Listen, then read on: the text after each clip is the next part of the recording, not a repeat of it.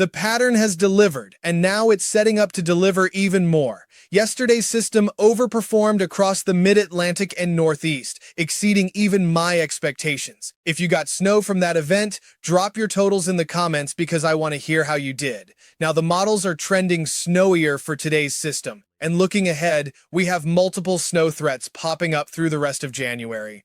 There's no denying we're in a truly Arctic pattern, with some of these cold blasts being historic in nature. Let me break down everything that's happening and what's coming. First, let's talk about today's system because there's significant model disagreement that you need to understand. This is a true boom or bust scenario, and with 24 hours to go, we have a pretty huge discrepancy between our major models. My advice is to be prepared for either outcome. The European model is underwhelming for the southeast, showing light snowfall that might accumulate a bit, but nothing major. It's actually an outlier at this point. The bigger story on the Euro is the increase in expected totals for the Mid-Atlantic and Northeast, with another moderate to heavy band setting up for eastern Pennsylvania, New Jersey, and southern New England. For you Patriots fans, that 3 p.m. playoff game against the Texans has a good chance to be a snow game. At 1 p.m., the system is approaching. By 4 p.m., 1 hour after kickoff, Connecticut, Rhode Island, and eastern Massachusetts are dealing with light to moderate snowfall. If this were an evening game starting at 7 p.m., heavy snowfall would be initiating for southern New England. By 10 p.m., very heavy snowfall blankets. Connecticut, Rhode Island, Massachusetts, coastal New Hampshire, and coastal Maine. By the way, if you'd like specific weather forecasts for your region or city, please leave them in the comments. I'll answer them individually as time allows. Also, if you like the video and subscribe to my channel, you'd be very grateful. Now let's move on. The GFS tells a completely different story for the Southeast. It shows moderate to heavy snowfall across portions of Alabama, Georgia, the Florida Panhandle, South Carolina, North Carolina, and Virginia, extending into the Mid-Atlantic and New England by 1 p.m. Sunday. This is a dramatically different solution. Here's what's important to understand about the model battle. If you looked at 5 or 10 models, you'd find the majority are actually closer to the GFS than the European. The Euro is somewhat isolated. The main models agreeing with the European are the HRRR and RRFS, but the GFS has both NAM models in agreement, the RGM. The Canadian high-resolution model, which is known to be excellent, the traditional Canadian model, and many ensemble models. The fact that yesterday's system overperformed is a good sign for today. It's not a promise that today will overperform, but it suggests we could be looking at a similarly over-delivering scenario.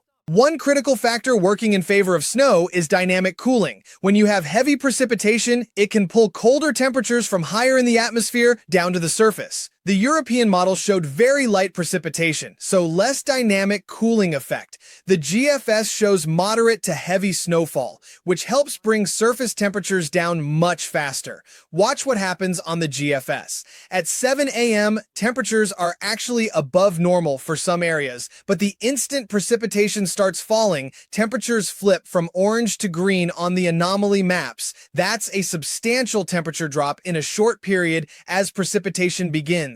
This is why the rain-snow line is going to continue sliding eastward throughout the day. It's going to keep getting colder even before sundown. Now let me break down what I'm expecting by region for today's system. For the Deep South, including Alabama, Georgia, and the Florida Panhandle, the GFS shows moderate to heavy snowfall, while the Euro is much more limited. This is the heart of the boom or bust forecast. If the GFS verifies, you get accumulating snow in areas that rarely see it. If the Euro verifies, maybe some flurries at best. Given yesterday's overperformance, I'd lean towards something closer to the GFS solution. For the Carolinas, including Charlotte, Raleigh, and Columbia, the GFS brings accumulating snow across central and eastern portions by Sunday afternoon. The Euro is much drier. The key is dynamic cooling. If precipitation is heavy enough, surface temperatures will crash and you'll see accumulating snow. If it's light, you're stuck with cold rain. Watch precipitation rates closely. For the Mid-Atlantic, including DC, Baltimore, Philadelphia, and southern New Jersey,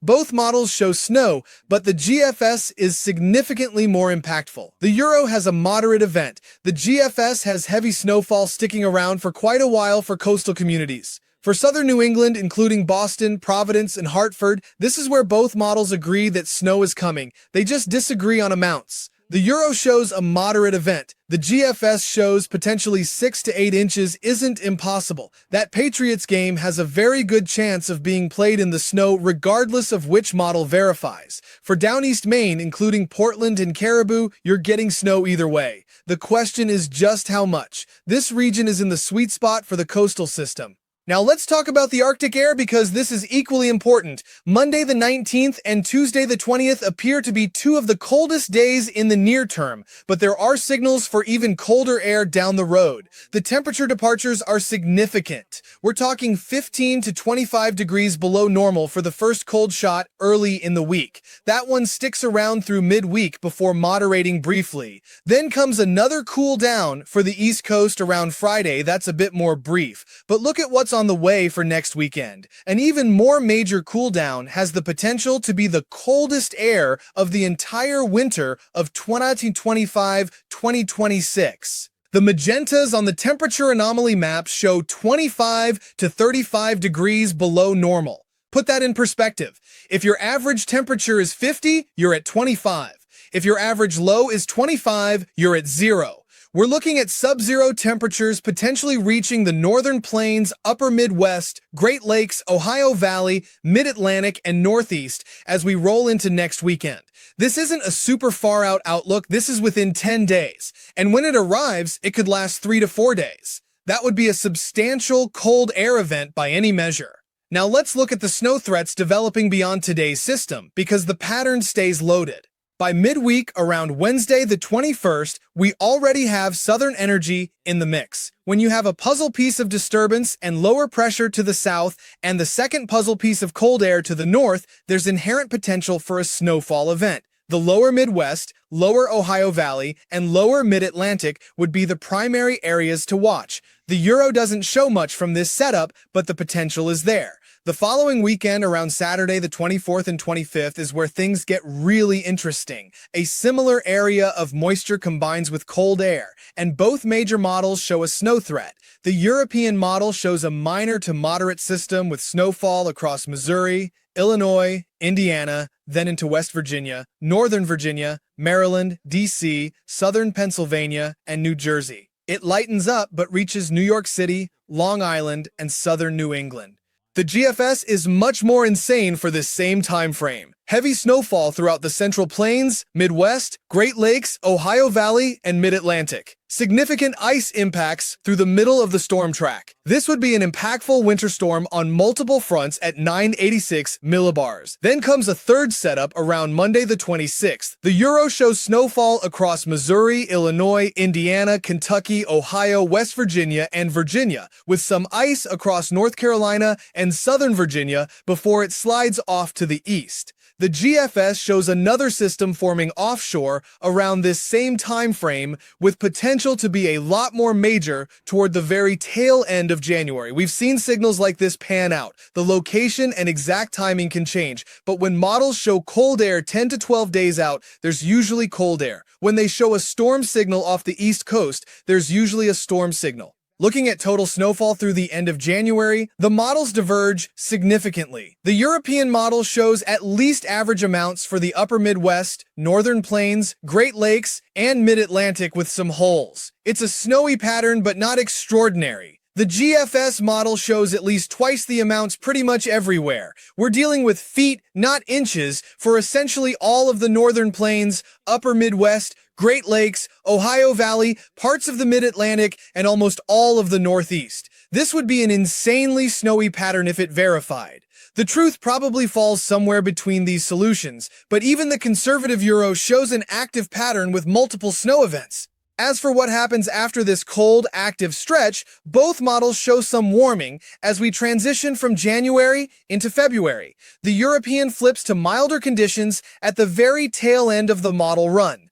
The GFS keeps the cold around a bit longer. Either way, there appears to be a pattern change coming in early February, which is typical after these major Arctic outbreaks. But before we get there, we have potentially weeks of exciting winter pattern ahead. The Gulf moisture keeps trying to rise northward. The cold air keeps reinforcing from Canada. Every time those puzzle pieces align, there's snow potential. Here's my summary for the rest of January. Today, boom or bust for the southeast with more certainty for mid-Atlantic and northeast snow. Early week brings the first significant Arctic blast with sub-zero potential for northern areas. Midweek offers a minor snow threat for the Ohio Valley and mid-Atlantic. Next weekend, January 24th, 25th, brings a more significant storm threat affecting a wide area.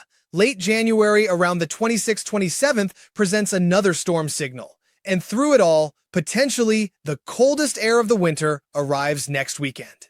This is the pattern winter weather enthusiasts dream about.